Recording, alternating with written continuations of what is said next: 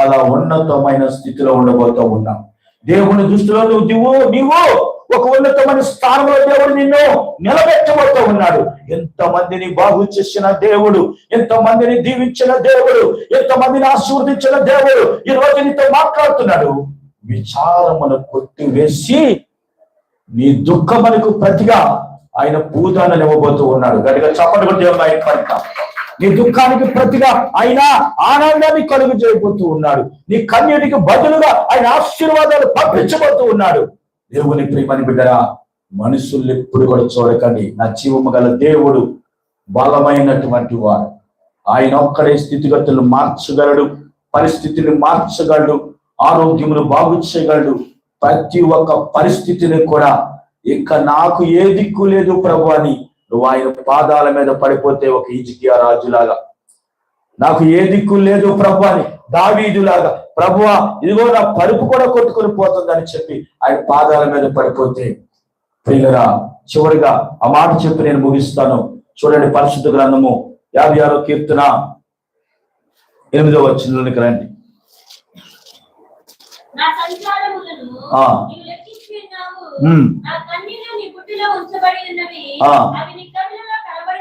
చూసారా, కన్నీరు ఎక్కడ నింపబడిందంటండి? నా కన్నీరు నీ బుడిలో ఉంచబడి ఉన్నవి. నువ్వు కార్చే కన్నీరు ప్రతి ఒక్క బాష్మ బిందువు కూడా దేవుని దగ్గర బుడ్డి ఉంది. ఆ బుడ్డిలో నింపబడుతుంది. నువ్వు అనుకుంటున్నావు ఈ కన్నీరు కర్చీప్తో తుడుస్తున్నాను, కానీ నీ కంటిలో నుంచి వచ్చిన కన్నీరు ఎక్కడికి వెళ్తుందంటే దేవుని యొక్క బుడ్డిలోనికి వెళ్తుంది. ప్రియులరా, ఆ బుడ్డి నింపబడిందండి. ఆమేన్, హల్లెలూయా. ఆ బుడ్డంతా కూడా నిండిపోయింది నీ కన్నీళ్ళ వల్ల. ఇక నీ కన్నీరు మానుకో, నీ కన్నీరు మానుకో నా సహోదరి సహోదరుడా, నీ కన్నీరు మానుము అని చెప్పాడు ఇరిమియా ప్రవక్తకి దేవుడు.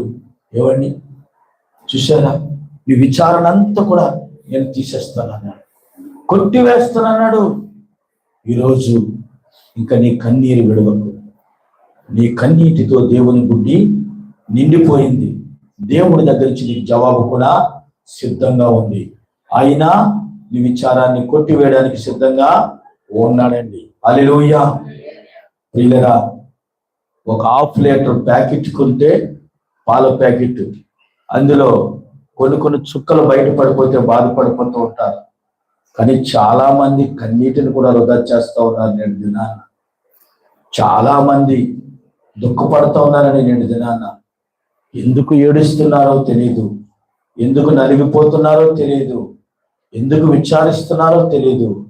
ఆ సమయంలో నా ప్రియమైన సహోదరి సహోదరుడా, ప్రార్థన చేస్తావా? దేవుణ్ణి పిలుస్తావా? ప్రభువుని పిలిస్తే ప్రభు నీతో మాట్లాడతాడు. ప్రభు నీ ప్రార్థన వింటాడు, నీ ప్రార్థన అంగీకరిస్తాడు.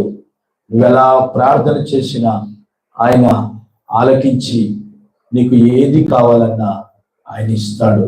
ఒక బాటిల్లో నీరు నింపినట్లుగా ఆయన గుడ్డులో నీ కన్నీరంతా కూడా నింపబడింది గనక ఆయన నీకు జవాబు ఇవ్వబోతున్నాడు. అందరూ కూడా కళ్ళు మూసుకొని, ప్రభు తప్పక నీతో మాట్లాడి నిన్ను వాదార్చి నిన్ను బలపరిచేవాడు ఆయన. నీ దర్శించడానికి, నీ జీవితం మార్చడానికి. ప్రియులరా, గమనించండి, మన దేవుడు ప్రేమించే దేవుడండి. ఆయన లాంటి ప్రేమ మనకి ఎక్కడ దొరకదు దేవుని బిడ్డ. అంత ప్రేమమయుడండి ఆయన. ప్రియులరా, అంత గొప్ప దేవుడండి ఆయన. కనుక నీ విచారణ అంతా కూడా తీసివేసి నీ దుఃఖాన్ని అంతా కూడా ఆయన సంతోషంగా మార్చబోతున్నాడు. నా సహోదరి, నా సహోదరుడా, నమ్ము ఈ మాటలు, విశ్వసించి ఈ మాటలు. కేవలం ప్రభువా నిజమేనయ్యా, నా కన్నీరంతా కూడా నీ గుడ్డులో నింపబడిందయ్యా. ఈరోజు నా తండ్రి, నీ లేఖనాల ద్వారా నన్ను దర్శించావయ్యా, నాతో మాట్లాడేవారు. నిజమేనా ఆయన, నేను ఎంత కన్నీరు కారుస్తూ ఉన్నాను ఎవ్వరికి తెలియదు, కానీ నీవు ఎరిగి ఉన్నావు. నా హృదయ రహస్యములు ఎరిగిన దేవుడు నా తండ్రి, నన్ను ప్రేమించే దేవుడు అయ్యా.